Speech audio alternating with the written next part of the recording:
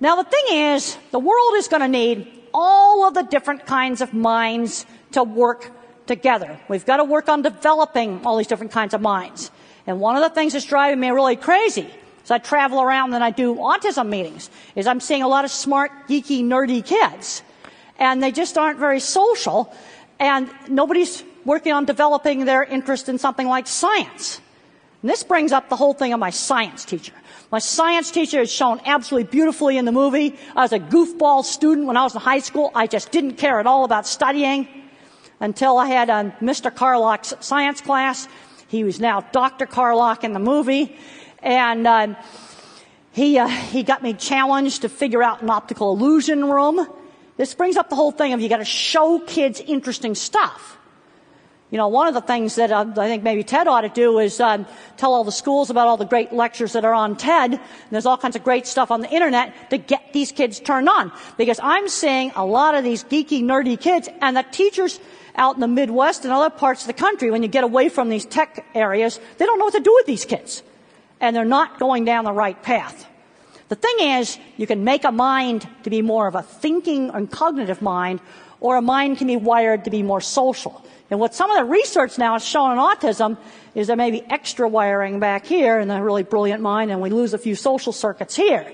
It's kind of a trade-off between thinking and social. And then you can get into the point where it's so severe, you're going to have a person that's going to be nonverbal. In the normal human mind, language covers up the visual thinking we share with animals. This is the work of Dr. Bruce Miller, and he studied Alzheimer's patients that had frontal temporal lobe dementia. And the dementia ate out the language parts of the brain, and then this artwork came out of somebody that used to install stereos in cars.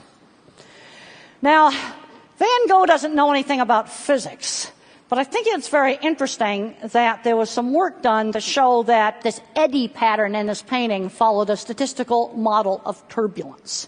This brings up the whole interesting idea of maybe some of this mathematical patterns is in our own head. And the Wolfram stuff, I was taking notes and I was writing down all the search words I could use, because I think that's going to go on in my autism lectures. We've got to show these kids interesting stuff. And they've taken out the auto shop class and the drafting class and the art class. I mean, art was my best subject in school. We've got to think about all these different kinds of minds, and we've got to absolutely work with these kind of minds, because we absolutely are going to need these kind of people in the future. And let's talk about jobs. Okay, my science teacher got me studying because I was a goofball that didn't want to study. But you know what? I was getting work experience. I'm seeing too many of these smart kids that haven't learned basic things like how to be on time. I was taught that when I was 8 years old. You know, how to have table manners at Granny's Sunday party. I was taught that when I was very, very young. And when I was 13, I had a job at a dressmaker's shop selling clothes. I did internships in college. I was building things. And I also had to learn how to do assignments. You know, all I wanted to do was draw pictures of horses when I was little. Mother said, well, let's do a picture of something else. They've got to learn how to do something else. Let's say the kid's fixated on Legos. Let's get them working on building different things. The thing about the autistic mind is it tends to be fixated. Like if the kid loves race cars, let's use race cars for math. Let's figure out how long it takes a race car to go a certain distance. In other words, use that fixation in order to motivate that kid. That's one of the things we need to do. And really get fed up when the teachers, especially when you get away from this part of the country, they don't know what to do with these smart kids. It just drives me crazy. What can visual thinkers do when they grow up? They can do graphic design, all kinds of stuff with computers, photography, industrial design. The pattern thinkers, they're the ones that are going to be your mathematicians, your software engineers, your computer programmers, all of those kinds of jobs. And then you've got the word minds. They make great journalists, and they also make really, really good stage actors. Because the thing about being autistic is I had to learn social skills like being in a play. You just have to learn it. And we need to be working with these students. And this brings up mentors. You know, my science teacher was not an accredited teacher. He was a NASA space scientist. Now, some states now are getting it to where if you have a degree in biology or a degree in chemistry, you can come into the school and teach, biology or chemistry. We need to be doing that. Because what I'm observing is the good teachers for a lot of these kids are out in the community colleges. But we need to be getting some of these good teachers into the high schools. Another thing that can be very, very, very successful is there's a lot of people that may have retired from, working in the software industry. And they can teach a kid. And it doesn't matter if what they teach them is old. Because what you're doing is you're lighting the spark. You're getting that kid turned on. And you get them turned on, then you'll learn all the new stuff. Mentors are just essential. I cannot emphasize enough what my science teacher did for me. And we've got to mentor them, hire them. And if you bring them in for internships in your companies, the thing about the autism, Asperger kind of mind, you got to give them a specific task. Don't just say design new software.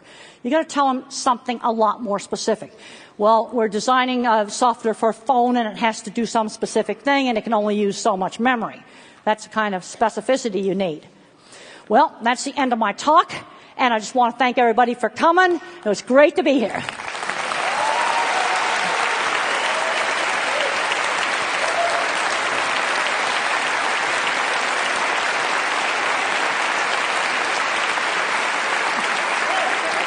Okay.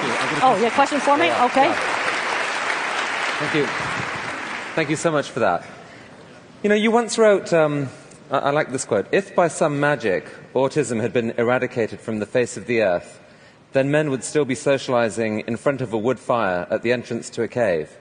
Because who do you think made the first stone spear? It was the Asperger guy, and if you were to get rid of all the autism genetics, there'd be no more Silicon Valley, and the energy crisis would not be solved. So I want to ask you a couple other questions, and if any of these feel inappropriate, it's okay just to say next question.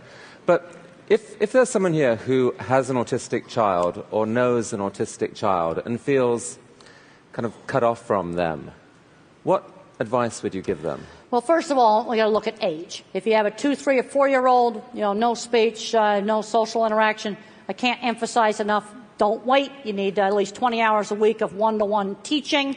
The thing is, autism comes in different degrees. There's going to be about half the people on the spectrum that are not going to learn to talk, and they're not going to be working in Silicon Valley. That would not be a reasonable thing for them to do.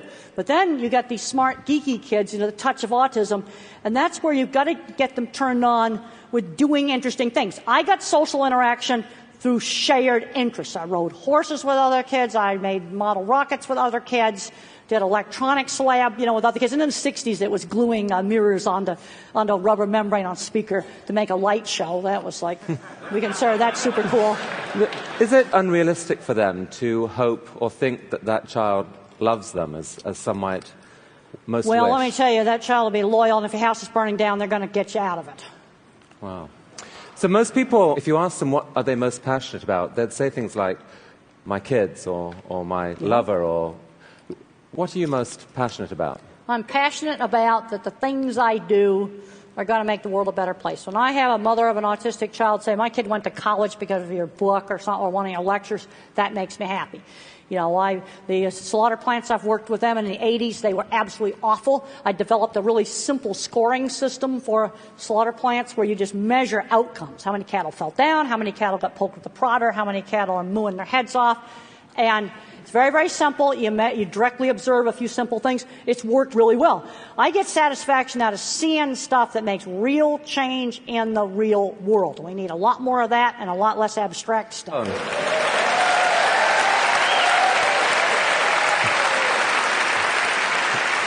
When we were talking on the phone, one of the things you said that really astonished me was, you said one thing you were passionate about was server farms.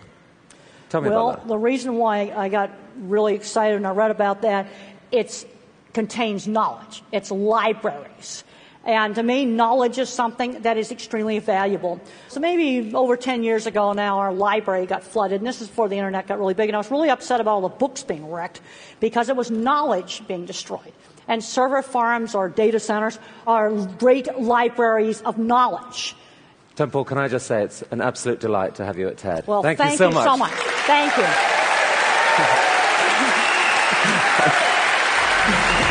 you.